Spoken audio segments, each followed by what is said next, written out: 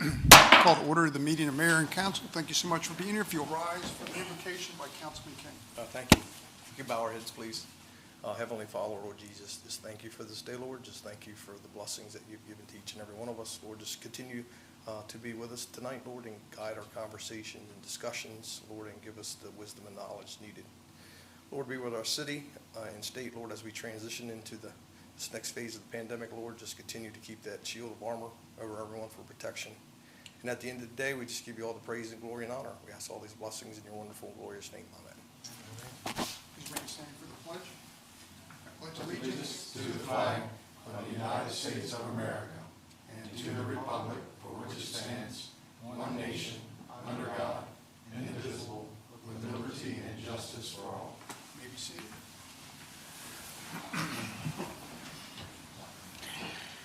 Okay, do we have any changes to tonight's agenda? Yes, sir, we do. I would ask council consider deletion of the executive session for personnel tonight. Okay, do we need a motion on that? Yeah, if you would adopt the amended agenda, that would be appropriate. Okay, so can we have a motion to accept the amended agenda less the executive session? Mr. Mayor, I make that motion. Okay, do we have a second? I'll second that. Was that I Henderson? yield. King? Councilman King, second. Jessica, can we have a roll call vote, please? Councilman McCoy? Yes. Councilman Henderson? Aye. Councilman Marlene? Aye. Councilman Holland? Yes. Councilman King? Yes. Okay, so that's approved. Okay, each of you received the minutes from our May 12th meeting. If there are no questions or comments, I'll accept a motion to receive those minutes. So moved. We have a motion, do we have a second? Aye, second. Okay, thank you. Roll call vote on that as well. Councilman McCoy? Aye. Councilman Henderson? Aye. Councilman Marlene? Aye. Councilman Holland? Aye. Councilman King? Aye. Okay, it's approved. All right, before we get started tonight, first I want to recognize Councilman Mulvaney. This is his last meeting, and we appreciate his service. Most people don't realize being a councilman requires a tremendous amount of meetings and times and commitments, a lot of time that is not necessarily spent in council chambers, but at home going through numbers and budgets and meeting with people. So I did want to start our meeting off with a tremendous thank you for your service and friendship and all that you've done for the city and your time here.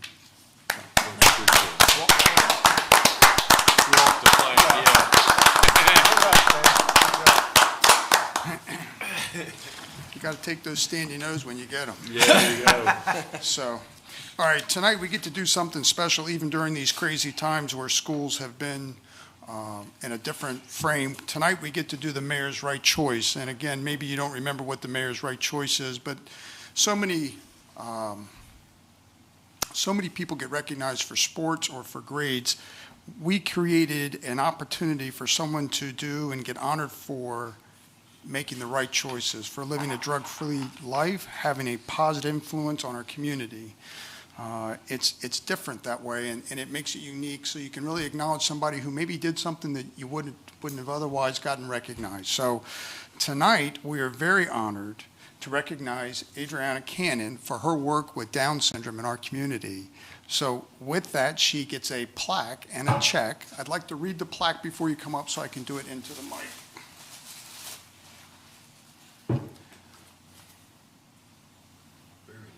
Very nice, right? So it says Mayor's Right Choice Award presented to Adriana Cannon for making the right choices and exhibiting a drug-free lifestyle, for being a positive role model for our youth, and for contributing to an improved quality of life in our schools and our community, presented on this 26th day of May by David C. Genschel, Mayor of Seaford. So I'd like to invite you up.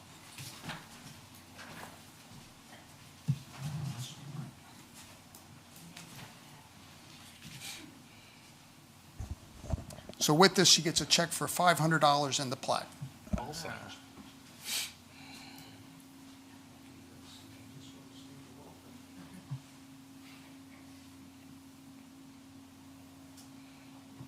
You don't want to take one with her, along with the mayor? Oh, no. Oh, gosh, I've got mass days all day. I'm in a mass 8 hours. Okay.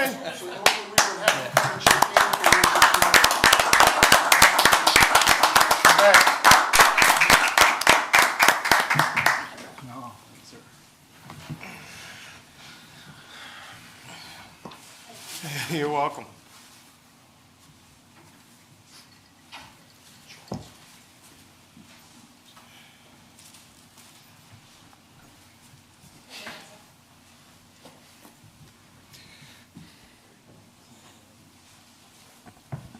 always fun to celebrate a young person doing great things in our community. That's awesome. Okay. Do we have any correspondence? Yes, sir, we do. We have a letter to the City of Seaford Electric Department, Mr. Bill Bennett, 8,000 Herring Run Road. It says, "Dear City of Seaford Electric Department, first of all, thank you. We are so grateful for the opportunity to support from this community. Our staff is working tirelessly to ensure the patients are safe and cared for while simultaneously anticipating and preparing for what's next. We are overwhelmed by your support for our team members as they work the front lines against COVID-19.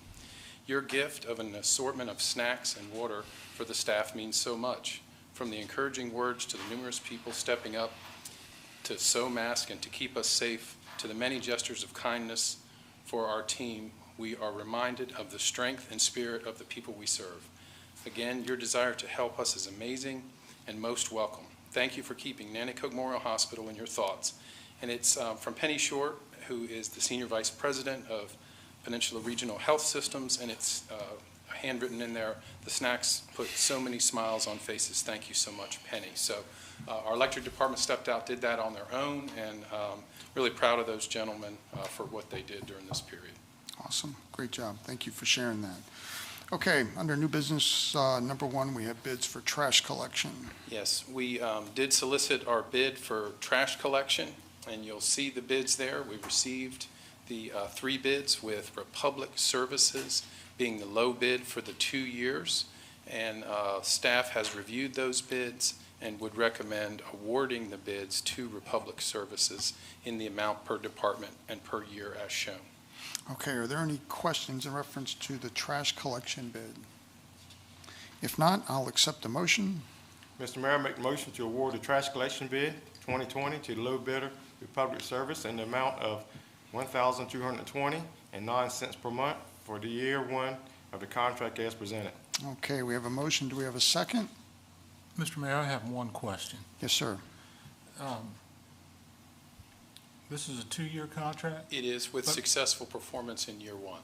so there's no escalation for year 2, it's the flat, the same rate? Well, it's I whatever missed that. whatever the bidder bid there. So if you look at the difference, it's, $12,2009 first year and then $12,5671. So they have an increased cost for year 2. Oh, year 2, okay. I Yep, see it. yep. Thank you. Yes, sir. Okay. Now, the only thing I might add, and it might be unsolicited, but due to the closure of the pool, we are reaching back to that vendor. We're not going to need that service, so we are working with them to reduce that this year. Okay. Yes, sir. Okay. So we have a motion. Do we have a second? I'll second. Okay, Dan, Councilman Henderson, second. Can we have a roll call vote, please? Councilman LaFoy, Aye. Councilman Henderson, Aye. Councilman Mulvaney, Aye. Councilman Holland, Aye. Councilman James. Aye. Okay, passes unanimously. Thank you. Okay, next, new business number 2, we just have the results of the election. Okay, so reading from the certificate of election from the election that was held on May 16th, total number of ballots cast was 594, which included 350 absentee ballots. And for mayor, a 2-year term, David Genshaw received 317. Councilman James King received 270. For city council member for a 3-year term, Alan Cranston received 289. Dan Henderson received 374, and Jose Santos received 376. And that's properly executed by the election committee. Okay, thank you again. Thank you to all those that volunteered to serve that day, and to the employees for setting up a safe environment, stretching it out the way you did, and for all those who ran, appreciate you running. We need people to run for office, that's for sure. Okay, new business number 3, we have the outdoor seating accommodations for restaurants. Okay, thank you, Mayor. So recently, the mayor and I participate in weekly calls with the governor, and the governor's staff gave us a prelude to this that came out then in clarification from the Office of the Governor, and it allows restaurant businesses to expand their operations into outdoor seating. So in your package is that enabling language, but what it states in there is that they have to work with the cities or the local jurisdictions related to fire lanes, entrances, things of that nature. So in reading through the legislation, and then I passed out earlier today, or before the meeting started, that additional legislation, which our Director of Economic Development received today, which further clarifies the parameters the governor's office has placed around this. But in looking through this and looking at the time frame in which these businesses are working under and the pressures they're under, what we're asking for is staff the ability to work with these individual restaurants. As an example, if a restaurant wants to expand into their parking lot, that would normally require a variance for parking, because typically when they build a building, they build just enough parking, so on and so forth. We would not allow them to establish in fire lanes, ingress and egress where it's dangerous, anything like that. They would still have to comply with the noise ordinance as an example, things like that. But what I would suggest is the building official, the economic development director, potentially myself, other directors, potentially public works, electric, we would get together, look at this if we do receive a request. We would work out an administrative approval for a period of 60 days. Obviously, what we would do is if we had complaints or problems, we would work with those business owners to try to modify that. But at the end of the day, what we want to do is be as lean and agile as we can to help these businesses in this time of need, try to reestablish, reopen. One of the things we've already had a request for is the parklet that the city invested in several years ago. One of the downtown businesses reached out. So that's a process we have, which council's approved. They're going to install that. I think it actually gets installed this week. Is that correct? Next week?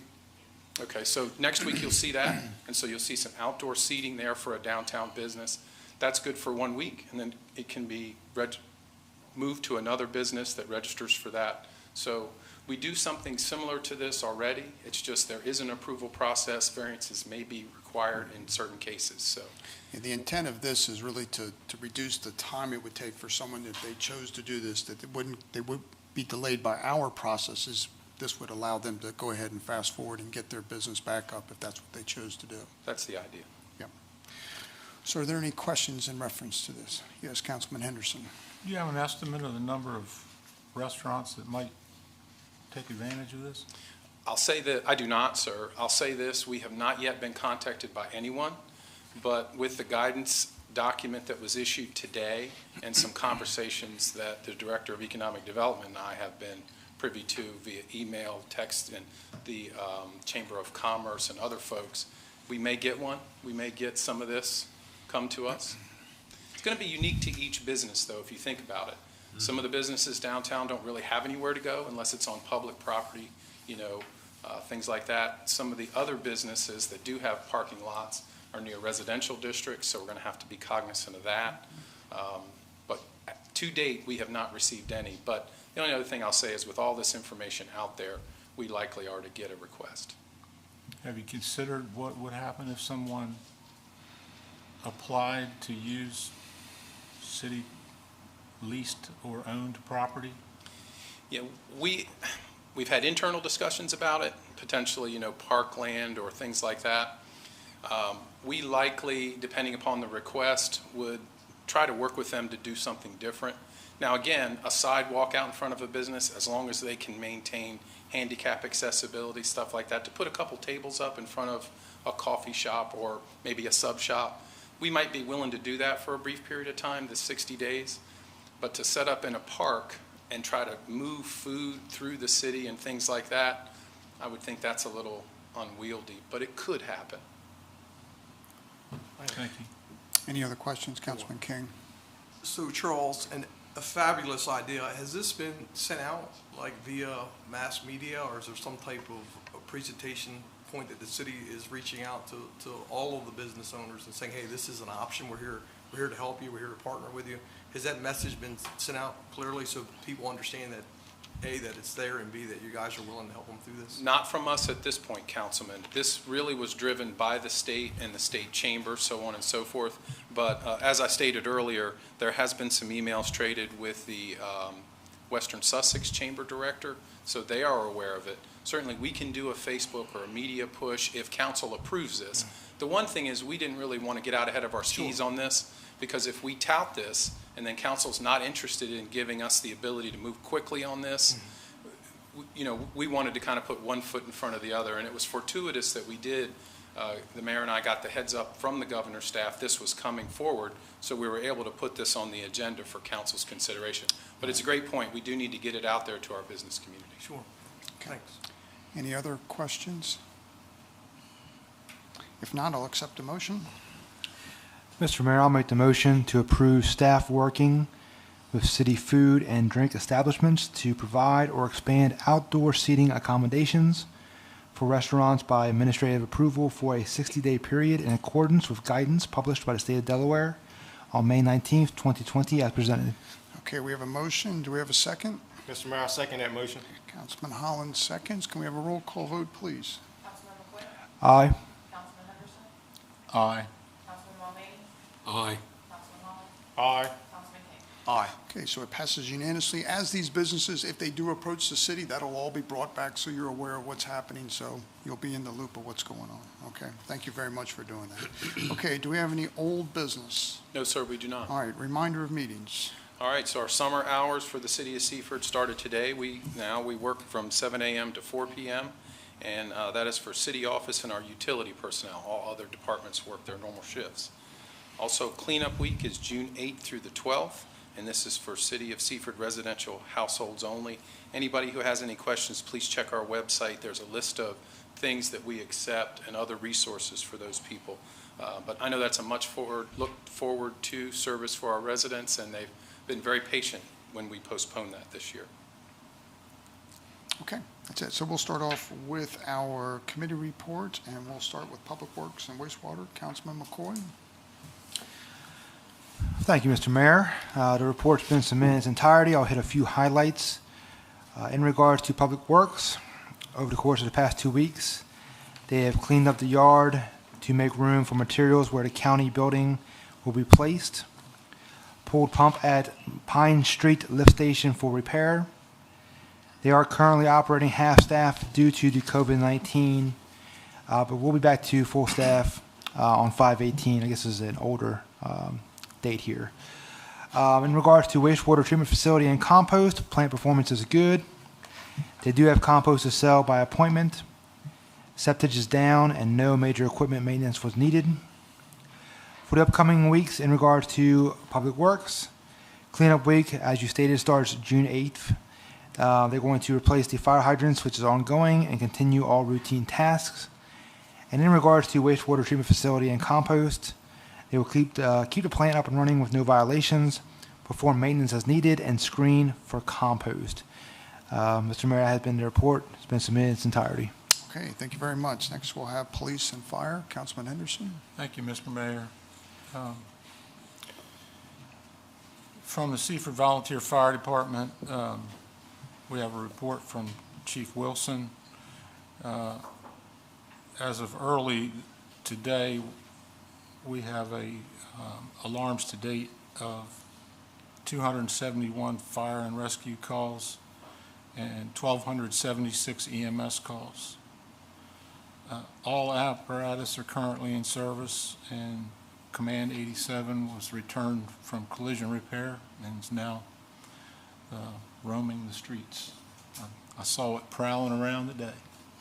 So in EMS, he submitted some information that I think you might be interested in. The total COVID patient transported by Seaford EMS is 35. There's 2 new hires, and their start dates are Mr. Brandon Bailey. He starts June 1st, and Ms. Samantha Lewis starts June 8th.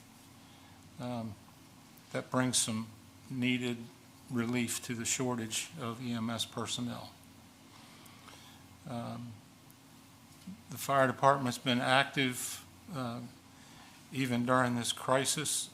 They've been active doing community work. They've done several social distance birthday appearances with their personnel and equipment.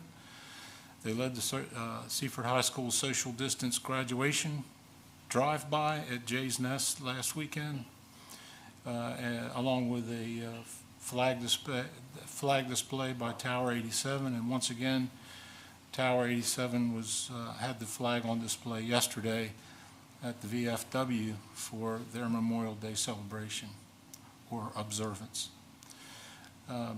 Moving on to Seaford Police Department, you'll see the totals of the 2020 year-to-date crimes and their breakdowns. There's a lot of volume in this information, but I will give you some highlights. Recently, there were a total of 33 complaints consisting of assault, forgery, fraud, and theft complaints. This excludes shoplifting. The clearance rate is down, and we've recently seen a significant increase of theft from vehicles, and they're active cases. We'll say as a revision to this, there's been some new information that, and I'll go ahead and read this. Seaford PD investigated several incidents related to theft from vehicles on or about May 18th, 2020.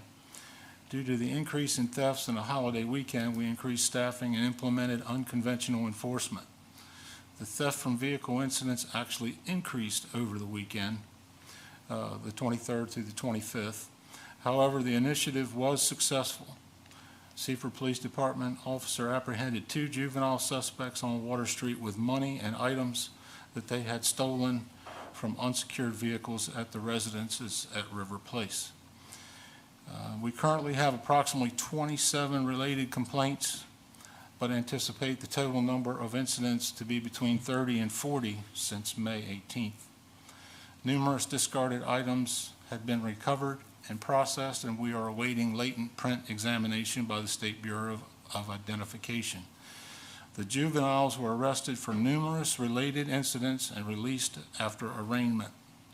Additional details will be provided in the next liaison report.